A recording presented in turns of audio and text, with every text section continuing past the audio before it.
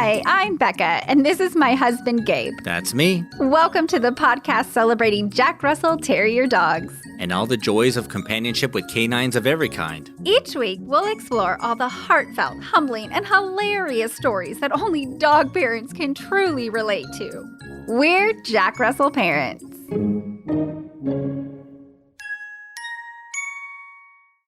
It's almost 2022, puppy parents. Holy cow.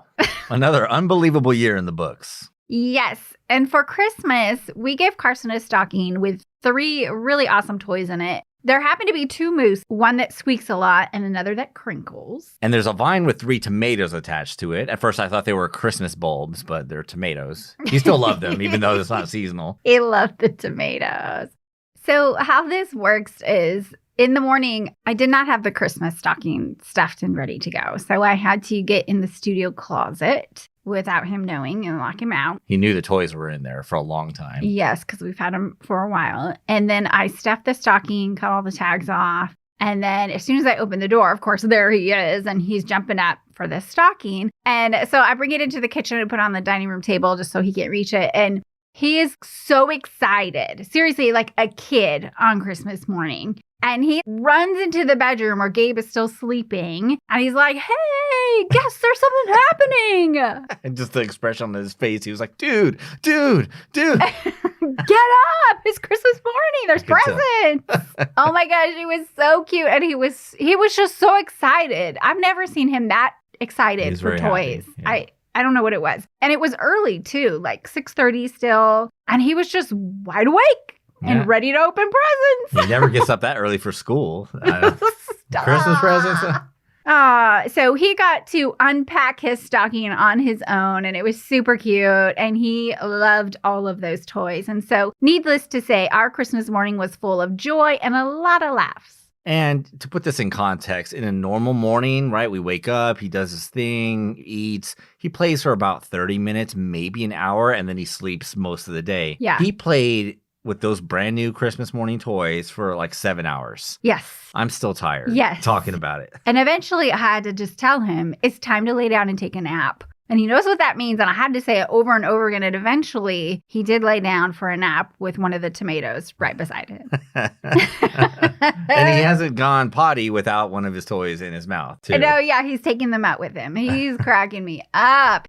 But we do know that 2021 has not been all sunshine and roses for everyone. And so we hope that you have hope in your heart and great expectations for 2022. We sure do. And we know you have a lion inside of you, or dare I say, a Jack Russell Terrier, just waiting inside of you to rise up and take back your joy in 2022. Absolutely. And with joy and excitement today, we are revisiting our #1 episode of 2021, Barking and Noise Reactivity with Doggy Dojo trainer Susan Light. Yay! I love Susan and her expert advice. But before we get into that wonderful episode, let's celebrate our InstaDog of the week.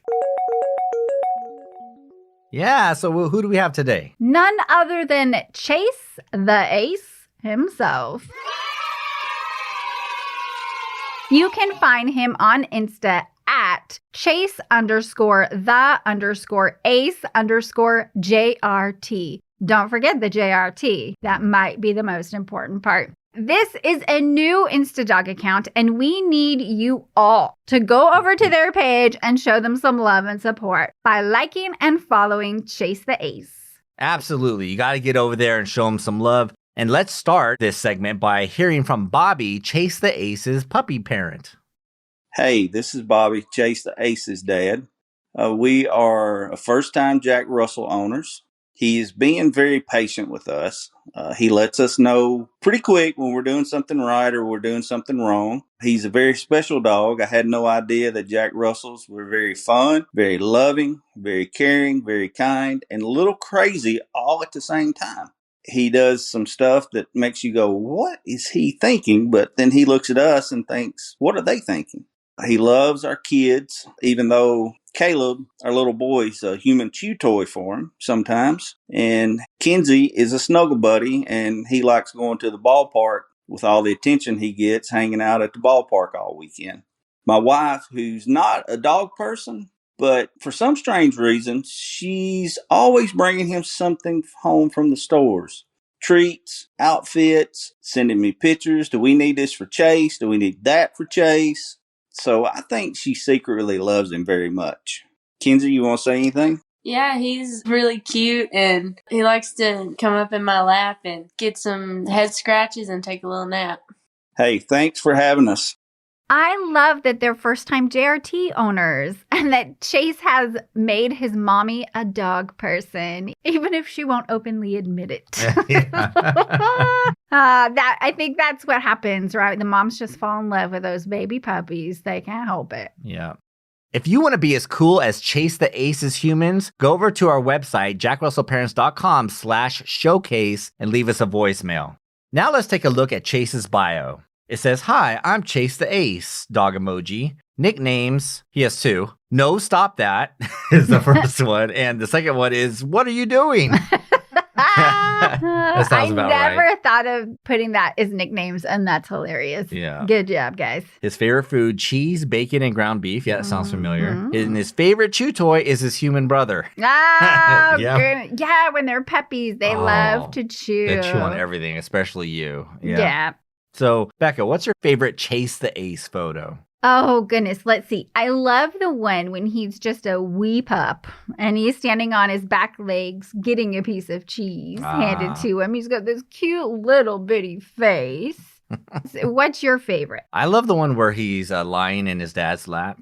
There's 2 photos and then you switch and then he's just completely out cold, right? This in the second one. And those moments of cuddliness makes the 23 and a half hours of crazy worth it. Yeah. And then sometimes it takes, 10, 12 years for the cuddliness to kick in, but yeah, it'll still be worth it. You're ahead of the game. He's already cuddling with you guys. That's fantastic. This brings me to this other photo that's very funny. It's a big green blow-up dinosaur wearing a Santa hat with a present in its mouth. Very much like a Jack Russell, honestly. Yeah. But it's held up with these little strings, keep it from blowing away. And Chase the Ace has got one of those strings in his mouth. It looks like he's trying to take down that dinosaur. he's gonna take that T-Rex for a walk. Yeah, the caption says, "I'm not scared of a T-Rex." Yeah, I'm not surprised. Yeah, I think if it was a real T-Rex, he would stand his ground and bark. I think so too. Yeah, so tons of really cute photos, things that are very iconic of a JRT. One of toilet paper demolished on the bathroom floor. I mean, I've been there 15,000 times. So Welcome to the club, guys. That's so much fun. So many great photos. And Chase the Ace is just the cutest little JRT. And his family seems just lovely, too. You guys are in for a great adventure. So be sure to visit Chase on Instagram at Chase_the_Ace_JRT. And be sure to follow this pup on his adventures through life.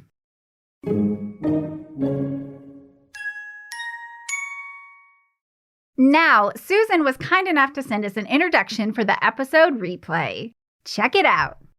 Hi, everybody. This is Susan Light. I'm a Los Angeles-based dog trainer, and I host the Doggy Dojo podcast. I just want to say a huge thank you to all the listeners of my show and the Jack Russell Parents podcast. It means so much to us when you guys listen. And I'm really, really excited about season 2 of my podcast, just launched a couple of weeks ago. It's going to run through the majority of 2022. And we're going to be tackling some really big issues, some huge requests that I've had on my list since I started the show. I've been able to get some amazing guests to come on and talk about it. So I hope you'll check it out. And please enjoy this conversation that I had with Becca and Gabe about how to stop unwanted barking. Have a happy new year, everybody. Thank you so much, Susan. It was lovely to hear from you again, and we can't wait to have you on the show in 2022. So, without further ado, here's our #1 episode of 2021, Barking and Noise Reactivity. Happy Independence Day! 4th of July is next week, and I've always loved the celebratory fireworks. Me too, but because Carson is so reactive to them, it's difficult to enjoy when they're going off in our neighborhood, and they go off a lot. A lot, right. And that's why later in this episode, we have an awesome training expert, Susan Light of Doggy Dojo, to help us navigate this holiday successfully. You'll want to take some notes so you're ready for the happy noise making. Absolutely. So speaking of loud noises, Gabe, I have a question for you. Why do dogs always bark and race to the door when the doorbell rings? It's hardly ever for them. This is me blinking at you. Is that a meme? I'm sure. Oh, okay. How about this one? It's that one dude from the beer commercial. I hardly ever bark, but when I do, it's at absolutely nothing. That is a good one. But you may be interested in learning during our pup psychology segment that dogs have very good reasons for barking. I am interested in learning that. Okay, well, here we go. On psychologytoday.com, Stanley Corn has an article entitled, What Are Dogs Trying to Say When They Bark? I'm going to keep this quick because I really want to hear what Susan has to say about the topic as well.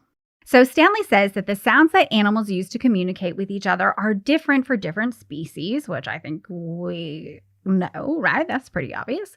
But within any one animal type, there seems to be some sort of fairly common or universal language, and there appears to be a universal sound code used by most animals, which I thought was really interesting. And it is based on 3 dimensions: the pitch of the sound, the duration of the sound, and the frequency or repetition rate of the sound. So how do these 3 dimensions relate to what the dog is trying to communicate? Well, the first dimension, the meaning of pitches, tells us this. A low-pitched sound, such as a dog's growl, usually indicates threats, anger, and the possibility of aggression, right? They're giving you a warning. They're saying, stay away from me. Whereas a high-pitched sound means the opposite, asking to be allowed to come closer or saying that it's safe to approach them. Yeah, Carson has a really low growl. Sounds like it's coming from a big dog. Yeah. It's usually when he's under the bed with something that he stole and he doesn't want to give it up. Yes. Or I roll over onto his side of the bed. Remember the other night? Yeah. And then he has that really, really high-pitched yap. It sounds like a bear horn. When he really wants to play and you're ignoring him, he knows that when he makes that sound, you are going to get up. Or at least it works for me. It's so loud and high-pitched, I have to do what he wants because it hurts your ears. Yes, he is saying, it's time to play right now. Now. Yes. The next dimension, which is the duration of the sound. So generally speaking, the longer the sound, the more likely the dog is making a conscious decision about the nature or signal of their next behavior, right? So if they're giving you this long extended growl, they're probably telling you, hey, look, I'm about to act on this warning that I'm giving you. That's why I'm extending the length of this warning and I'm about to do something about it. And then if the growl is a shorter burst and only held briefly, it indicates that there's an element of fear present and the dog is worried about whether it can successfully deal with what it perceives as an attack. Got it. So short growl followed by a bark means the dog is actually scared and in defense mode. Yep. And the third dimension, which is frequency, sounds that are repeated often, so at a fast rate, indicate a degree of excitement and urgency. Sounds that are spaced out or not repeated at all usually indicate a lower level of excitement. So that makes sense. A dog giving an occasional bark or two at the window is only showing like a mild interest. And a dog barking in multiple bursts and repeating them many times a minute is signaling that they feel the situation is more important and perhaps even a potential crisis. Yeah, the other night there were cats fighting in the neighborhood and he went on offense. And it was like 2 or 3 in the morning. And so he had this alerting bark, multiple bursts, repeating over and over. And those barks certainly got us out of bed. Us? Well, you. I knew it was cats. It wasn't someone trying to get in the house. So I didn't get out of bed. Excuse me. I had an early day at work. Anyway, but what's interesting too is that he went and slept in the living room for the rest of the night. And he was like on guard. It was the cutest little thing. He was protecting us from those cats. Which I will say, the cats, when they fight, that's an awful sound. It is. I see where he's coming from. Demonic. So the article has more specific examples that you can check out. You can find the link on our show notes page at jackrussellparents.com/blog. And when we get back from this commercial break, we will visit with the lovely Susan Light of Doggy Dojo. You're going to love her as much as we do.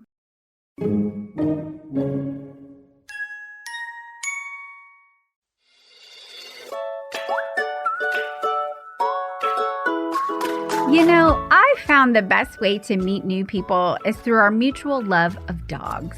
People love sharing their dog stories with other puppy parents and introducing their dogs to us and vice versa. Every time we take Carson for a walk, new friendships are born. I know, right? Like people cross the street, even come out of their homes to make Carson's acquaintance. But we can't take him everywhere. Unfortunately, no. But that's when our Jack Russell Parents attire takes effect. Cute holiday prints like fall in love with a Jack Russell. I'm thankful for my Jack Russell. All I want for Christmas is a Jack Russell. And puppies make the season merry and bright are the perfect way to celebrate the season and your adorable pup. So, are you a proud puppy parent that wants to connect with other puppy parents? Or do you simply like super cute doggy-themed attire to go with your cozy leggings or heavy coat? Either way, we have what you need at the Jack Russell Parents Store. All our awesome prints come in a variety of t-shirts, hoodies, baby onesies, coffee mugs, and even face masks. Your choice. To join the Doggy Squad, check out all the rad merch options at jackrussellparents.com. Simply click on Shop at the top and place your order. Happy holidays, puppy parents!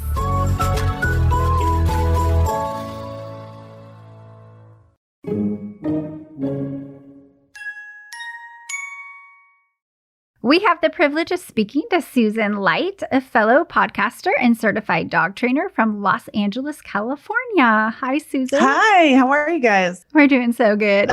Thanks for joining us on a Friday night. So how'd the dogs treat you this week? I'm exhausted.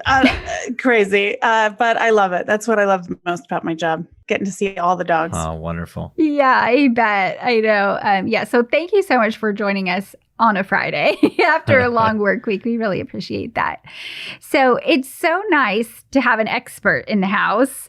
Cause girl, we need your help. Some barking Jack Russell Terriers going on? Oh, yeah. Yeah, just a little bit. We are Yeah. anything but dog trainers. And, Yeah. Carson, he's not completely out of control nowadays, but he still has a ways to go. He's a good boy, but he could be a gooder boy. Yeah. I love that. Gooder boy. I'm always...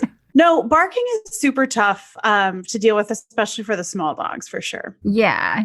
So we're excited to get into all of that with you. But first, Susan, tell us about your experience as a dog trainer. I spent actually the last 10 years of my life tending bar in Beverly Hills. Wow. I don't know if you know the movie Pretty Woman. Mm-hmm. Yeah, I worked at that hotel, at the Beverly Wilshire Hotel for the last 10 years. Wow. Yeah, it was definitely a fun job, but it got old. I mean, after doing it for a decade. Sure. And I just realized I didn't want to do that forever and be in that world forever. And I wanted to start doing something more positive with my life than, giving people alcohol. Sure. So yeah, I mean, there's a purpose for that. But my husband and I had been volunteering with a rescue here in Los Angeles, and I just found it so fulfilling. And I just love that environment so much that I decided I wanted to get into that world full time. So they put me in touch with the trainer that they worked with, because most rescues are paired with a trainer, which is fantastic because the dogs that are rescued are probably going to need some training to be successful. Right. She spent some time with me. She was amazing. She told me all about how she had gotten her certification. She went to animal behavior college. And so that's what I did. I enrolled in that program and I became a certified dog trainer in 2019. And I was doing it on the side while I was tending bar, and I was building up my business, and I was planning to go full time it was supposed to be May 1st, 2020. Oh. And then I got furloughed in March of 2020. So I actually got pushed into full-time dogs a little bit early, but I mean, what a business to be in during the pandemic. Right. We've been swamped. Wow, I bet. Yeah. I'm a firm believer that it was God putting me in the right place at the right time. Absolutely. Yeah, I'm really, really enjoying this career change. And I'm actually sitting for another certification, the CPDTKA, this fall. Great. Oh, great. Yeah, it's an unregulated industry. So anybody can just say that they're a dog trainer, and legally that's true. But it's really important to seek out people who have gotten education and continue to do continuing education. That's great. That sounds good. That's also why I started my podcast, The Doggy Dojo, because I'm the kind of person after 10 years behind the bar, I learned so much about alcohol and drinks and mixology and, wine. I wanted to dig into this new field in that way. And so, basically this is my excuse to call somebody up every week and learn something new. Yeah. And I've just learned so much. It's been invaluable to me. And it's awesome that I can also recommend the episodes to my clients and pet parents as well. Yeah. That's great. And I think just having, listened to your podcast, I can tell that you're somebody who loves to learn. And I don't know you very well, but I love that about you. So that's awesome. Yeah. I think it's important to really get it, because it's like you said, you guys have had dogs, it sounds like, almost your whole lives, but that doesn't mean that you're equipped to deal with it. And I as well have had dogs my entire life, but it's not the same. It's not going to equip you to deal with the issues that, people are usually seeking out a professional trainer for. Yeah. And that's why if you're looking for a trainer and the first thing they say is like, oh, I've always had dogs, so I'm great with dogs. It's like, okay, but what education have you had? What have you learned so that you can really advise me and be the expert? Yeah. Actually, we have a lot of experience with that. I was like, I watched TV my whole life. Let me star in this play. Yeah. I can get on the stage. True. Yeah. What other industry would you ever say that as a qualification? Well, maybe as a writer too. Like, I've read a lot of books and I did cursive in school, so I'm going to write a novel. Yeah. It doesn't always work out. Yeah, it doesn't. But so important to seek out that education. Or if you're working with a professional, just ask them. I love it when people ask. So I'm surprised how few people do ask. A lot of people go in with a lot of trust. They just assume that you know what you're talking about. Hopefully you do find somebody that does, and it all works out great. But also horror stories of people that worked with trainers that have done a lot of damage to people's dogs. Sure. Yeah. We have yet to, for that reason, we're so afraid of becoming a horror story. We haven't really taken to an official trainer yet. Yeah. So let me ask you this, Susan, because we're curious about this. How did you come up with the name Doggy Dojo? I was just trying to think of names for my podcast. And of course, alliterations are what you want to go for. I think they're the most catchy. Yeah. I had like a list. I should have kept it, I guess. I can't even now remember. I settled on Doggy Dojo. The only Doggy Dojo I found was a doggy daycare I think it was in Chicago. Okay. And it was spelled Doggie, which is why I decided to spell mine with a Y. Gotcha. People do tend to spell it IE. I've noticed. I've had to correct people's spelling, but there was a reason that I picked doggy with a Y, because I wanted to differentiate from the doggy with the IE. That's great. We assume that you're a pet parent yourself, that you actually live with dogs. Is that true or? False. Oh. So I have 2 Siamese cats. Oh. Yeah. Oh, okay. Interesting. I know. So I am a rare anomaly. I was listening to some of your podcast and I heard you guys were in California at one time. We were. So I live in Los Angeles. I don't know if you were in Los Angeles. Nearby. Pretty close. Nearby, Pretty close. yeah. Okay. Yeah. I have a rent-controlled apartment. Mhm. Okay. And I've been here for like 10 years and they don't allow dogs. Oh. And so, this was way before I became a dog trainer. And I just haven't been willing to give up the rent controlled apartment. I don't to blame get a you, dog. girl. I don't blame you at all. So, this is where I am. So I have 2 amazing Siamese cats. They're the first cats I've ever had in my life. I always had dogs, but they're phenomenal. We got them when they were babies. My husband and I rescued them, and they're 12 and 13 now. Aww. And yeah, they're wonderful. And cats are easy. Oh my gosh. Yeah. Right.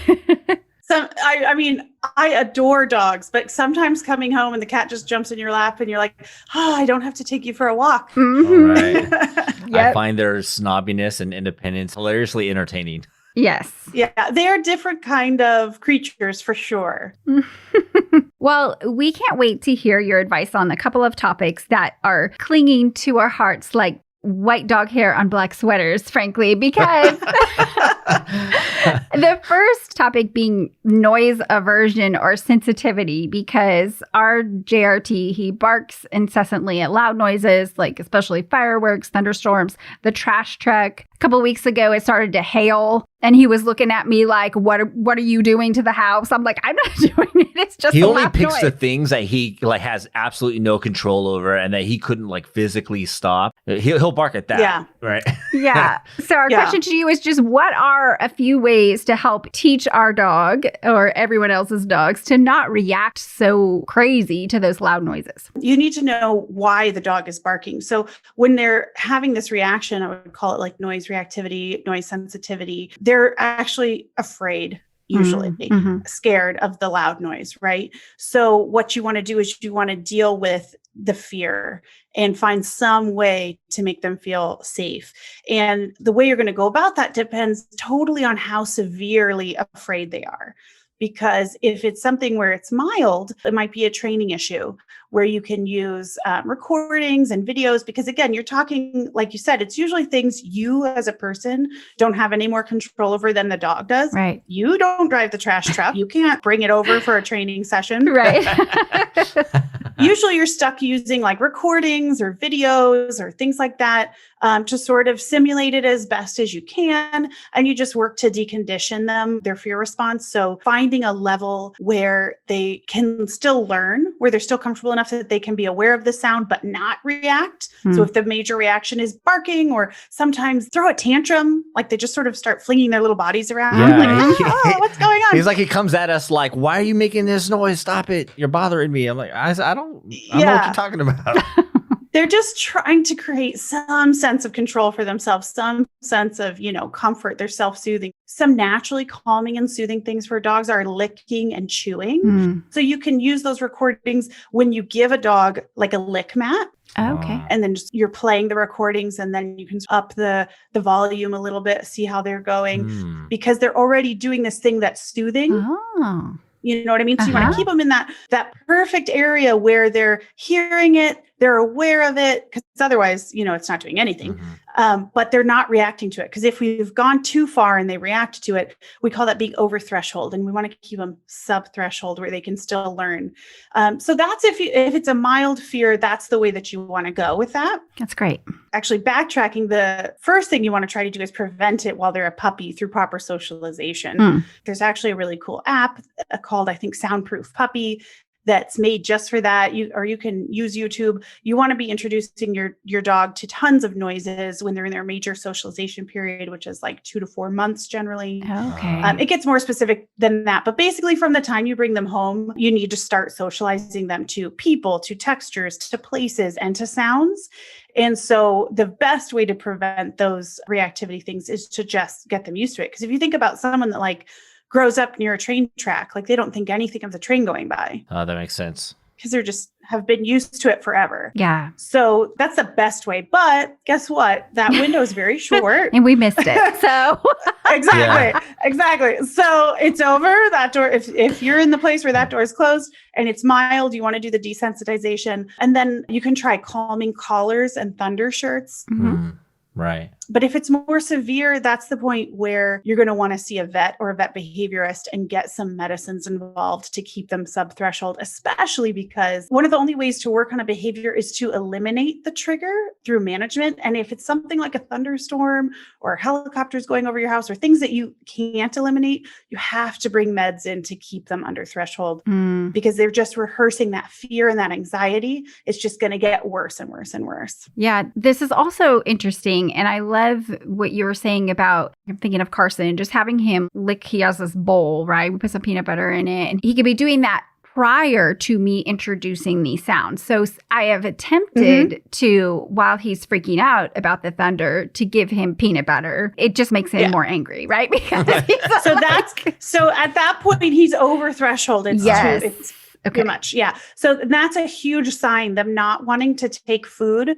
They're in that place where they can't handle it.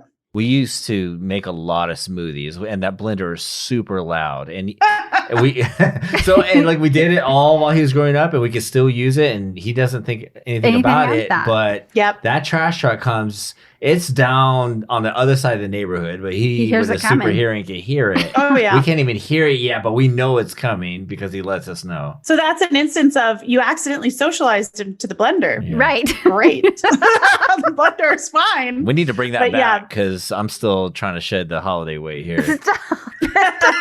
Some more More greens. smoothies. Yeah.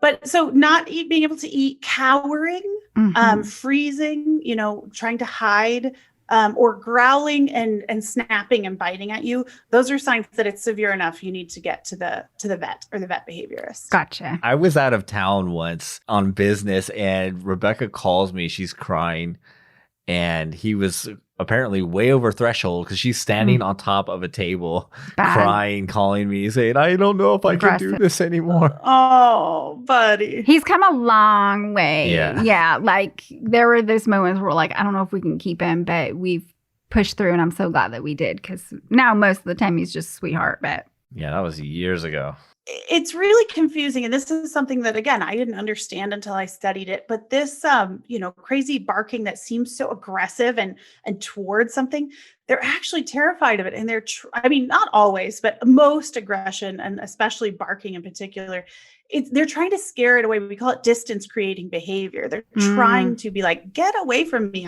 You're scary. So it's about making them feel more comfortable and more safe. And then they won't feel the need to try to chase it away. gotcha. Wow, cool. So in the realm of making a dog feel more comfortable, and there's so much talk nowadays about CBD, even in the dog world, what's your experience with that? Yeah, CBD can be great. I'm a big fan of CBD. A couple of reasons I like it is you can get it over the counter. I think CBD is legal in all states. I know that, here in California, you can get anything anywhere. But I think just CBD, if it doesn't have THC in, I think you can get that anywhere. But yeah, you can just go get it without a vet's prescription. So it's accessible to everybody. The side effects, if there are any, are very mild, and they usually go away if you stop giving them the CBD. So it's difficult to overdose for them, and it's not very dangerous to give it a try, basically. Should we get like the doggy CBDs only, or any type of CBD? I mean, in theory, if you get a tincture, CBD, whether it's made for a dog or a human, is the same. You just want to make sure that, just like if you're giving a dog a medication like Benadryl that's been approved, by your vet, you just want to make sure that the dose is correct for a dog. So yeah, when I say it's difficult to overdose, that doesn't mean you want to just dump a bunch of CBD in their food. You definitely want to start with the smallest dose and work your way up until you see some effect. But it's a very accessible thing to try, and it's pretty low risk. The issues with CBD is that the products are not regulated. It's this weird thing. If it had THC in it, it would be regulated by the government, but because it's CBD, it's not. So you could buy a bottle that says it has so many milligrams of CBD in it, and it's really faith that it's that's what's in it. So you need to choose your brand very carefully. I interviewed the founder of Vet CBD, and they do triple testing to prove not only that the amount of CBD that's in their label is in their product, but also that it's not contaminated, which is another thing that a lot of people don't test for. I recommend that brand to my clients, but you just have to choose your brand carefully because you could end up buying very expensive, ineffective oil or CBD product if it's not a reputable company. And what was the name again of that CBD? It's Vet CBD, and Dr. Tim Shu is the veterinarian who founded it. That's the brand that I recommend. Awesome. That sounds great. Yeah. But then the other thing, and this is straight from his mouth as well, is that it's not a cure-all and it's not a magic bullet. So it will work really well for some dogs in some situations, and just like people, it's not going to work for every dog, or it may not work for that specific situation. So the goal is always to keep them under threshold, right? To keep them calm. So if you give your dog CBD and that seems to keep them calm when the trash truck goes by, cool. Right. And if it doesn't, then you want to try something else. You want to go talk to your vet about, they have some drugs that are made for dogs specifically with loud noises in mind. You can ask your vet about Celio, Reconcile, and I'm going to say this wrong, gabapentin. Maybe that's right. Yeah. So those are specifically for dogs that are dealing with noise aversions. And some of them are meant to be taken situationally, like you give it to them before the fireworks start on the 4th of July or before your thunderstorm rolls in. And some are taken on a regular basis, more like anxiety medication. Okay. And they can all be used in conjunction with training. So to keep your dog in that sweet spot where they're not going over threshold, so that they can learn to feel more safe. That sounds great. If that makes sense. Yeah, it absolutely does. That's wonderful. This is all such great advice, very useful information. Like we mentioned before, our pup's reaction to these loud noises is to bark, or even when the doorbell rings, right? It's quite a big thing when the doorbell rings. So what are your top 2 tips to stop the dog from barking? I go back to what's the function, right? So everything that a dog does serves a function for them. And as long as it keeps working, they're going to keep doing it. So the hardest thing about barking is you have to find out why they're doing it in order to effectively get them to stop. So you can't take a broad brush and say, to stop a dog from barking, do this. Yeah. You need to find out why they're barking. And if you don't like that they're barking, you need to meet that need in another way. Oh. So, yeah. Okay. So if you talk about that fearful territorial barking, when, again, with loud noises, that's fearful. Territorial would be maybe the doorbell, definitely when the mailman comes by. Yeah. That's territorial barking. There's alarm, or sometimes called alert barking, which is actually the most useful form of barking because it means they hear something outside and they want you to know about it. And then there's demand barking, which is, I call it bossy barking. And that's when they want attention. Yeah. Oh, he has a We know that PhD in barking. bossy barking. Yeah. That's for sure. Yeah. So bad news, bossy barking's the hardest one to deal with. Alarm barking's the easiest. Actually, if it's true alarm barking, just acknowledging to the dog that you heard the thing. Because again, what's the function? They're literally saying, hey, did you see this guy? Did you see him? Yeah. And if you're like, yep, I see him. Thank you, babe. They'll stop. They're like, okay, she saw him. It's fine. That's true alarm barking. If that didn't work, then it's not alarm barking. Then it's probably something else going on. So like I said, fearful, we talked about how to decondition so they're not having that fear response. So that should take care of that kind of barking. And territorial barking, you have to be on top of it. So one of the easiest ways, because territorial barking is, and this is a roundabout way to say it, but do you know Secret Life of Pets? Yeah. Yeah. It has a Jack Russell in it. Hello. Soup's cute, right? Part 3's coming out. Is it really? I hadn't heard that. I think so, yeah. I'm excited. So my husband and I are past members at Universal Studios Hollywood. Cool. And they just opened a Secret Life of Pets ride. Oh, we might have to move back to California now. You should at least come by and visit. But like you go through the ride, or you're like waiting in the line and you're going through their apartment and they start barking at the mailman. And they're like, "Arr!" And then they come back and they talk to us more and they're like, sorry, if we don't bark at him, he will stay here all day. And I was like, oh my God, they got that right. That's exactly what dogs are thinking. Oh, wow. So the problem with the territorial barking is that when they're barking to try to protect their territory and things are going to come and go naturally, it's just reinforcing it. They're like, it worked. Right. Yes, I got them away. And so you really have to manage it in a way where, I mean, the easiest thing is just block their access to seeing those things coming into their territory. So leaving a dog alone in a yard all day is probably just teaching them to bark. Right. Because they're going to bark at everything that goes by, every squirrel that comes by, every bird, every neighbor. So another thing is a dog that can look out the window. Now, again, I don't mind letting the dogs look out the window, especially if they're not a big barker. But if they're looking out the window all day and quote unquote in their mind chasing these things away with their barking, it's just going to reinforce it. It works. I'm going to keep doing it. That is so insightful because my office has a window out to the front. And that's exactly where he goes the minute he hears that truck. And whether the blinds are open or shut, he finds his way through them to look. Yeah. That's exactly what he's doing. Wow. Yeah. Okay. Yeah. And he's chasing it away for you or him. Yeah. And then he's probably when it leaves, he's like, job well done. I'm going to go back and sit down now. Yeah. So the easiest way is to just block access to these things, which can mean literally blocking the windows with like films so that you can still get the light, but they can't see out. It's a little easier with shorter dogs. You don't have to block as much as you do with big dogs. And sometimes you even have to block the sound. So playing white noise or things so that they can't hear it because they're not just visual creatures. Obviously, we know that, right? That's one of the easiest ways to deal with the territorial barking. But if you're there, you need to interrupt it. And you interrupt it. And much the way we're going to talk about with demand barking, interrupt it. Don't let them just keep doing it and think that it's working. Okay. I see. So then we get to demand barking or bossy barking, and they want attention. And the reason that it's so difficult is that you need to interrupt it, but that is reinforcing it if you do it wrong. Right. Because if they want attention, you come over, even if you say, hey, be quiet, they still got your attention. Oh, yes. This is our problem. Okay. Yeah.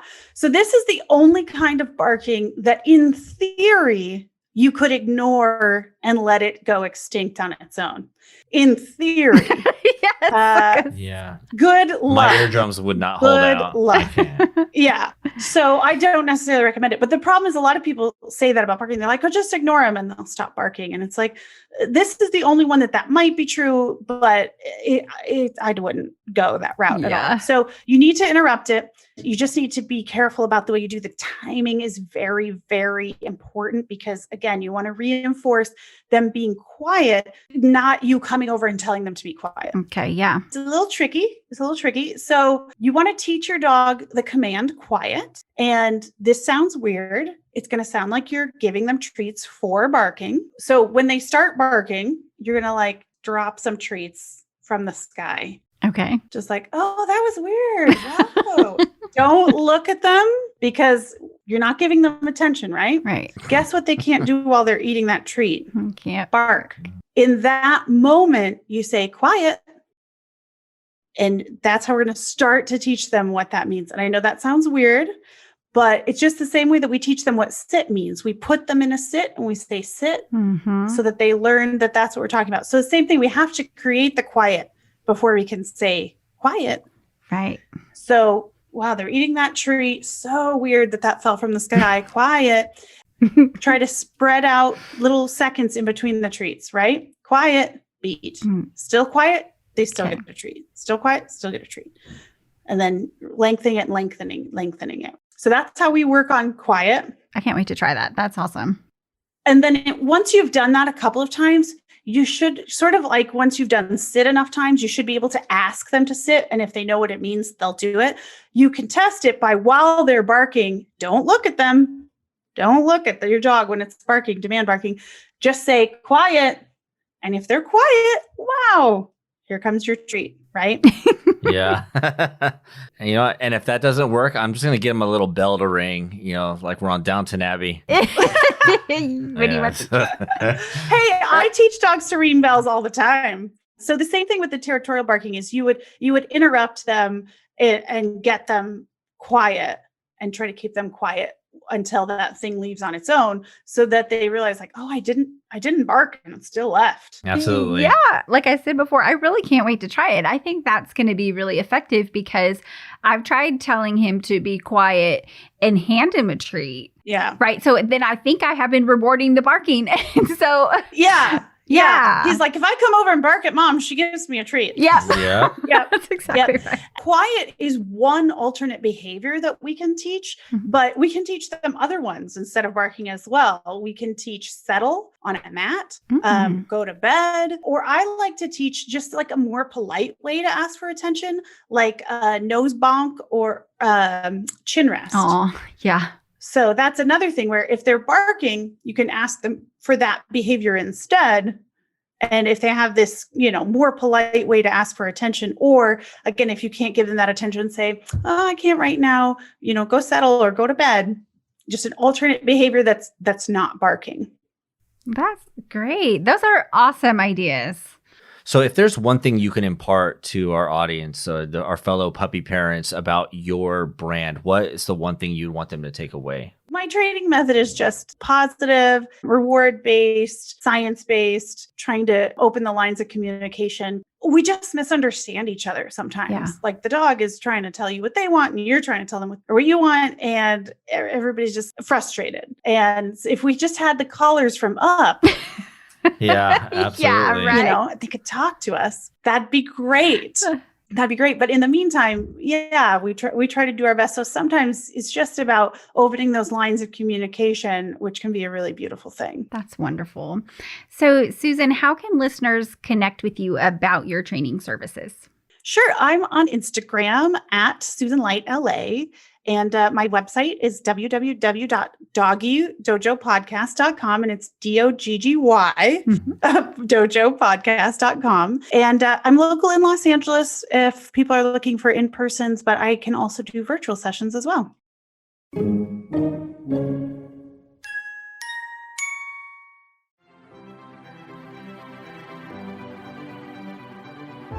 11-year-old Walter just may die of boredom during the most boring summer ever.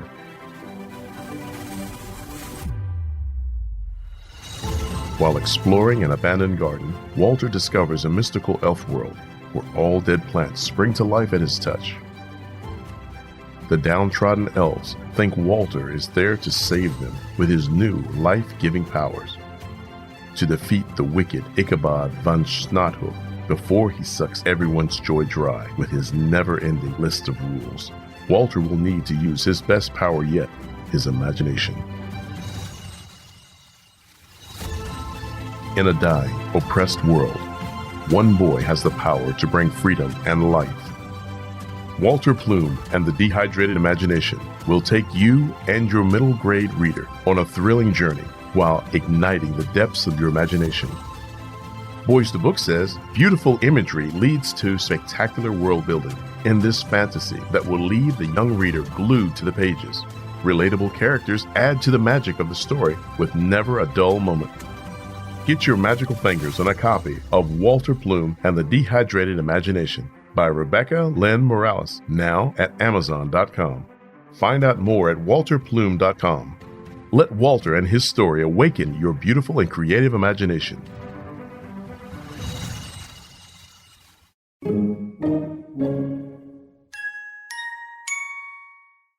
To wrap things up, we always like to do a Zoomies round because our dog is Zoomerific. So we want to, as a nod to him, we're going to do a Zoomies round of questions. Are you ready? Sure. I'm ready. What is your favorite trick to train? Oh, I think the chin rest. I like that one. I It's want very to. Yeah, cute. it's super useful. What's your best karate move? Oh, no. I should have expected this one, I guess. I have no karate moves. My sister has a karate trophy that she won with like the long stick that I don't even know the name of it. Cool. I don't know what. I'm embarrassed So your karate to say. move would to get that But, trophy and no. throw it at somebody. That's your karate move? Yeah. Okay. My karate move is to run fast away. That's a good move. Because All right. yeah. Do you prefer regular mustard or Dijon? Dijon or horseradish mustard. Ooh, yeah. This question we've already answered, actually. Have you ever been a cat person? You are a cat person. Yeah. Both. I'm bipedal, I've heard people say. Bipedal. Oh, okay. What's your favorite household chore? Oh, none. No, cooking, I guess. I do enjoy cooking. I cook and my husband does the dishes, so it works out really well for me. arrangement. What's your favorite thing to cook? Okay, I just made shepherd's pie yesterday. Nice. I have like a cookbook addiction.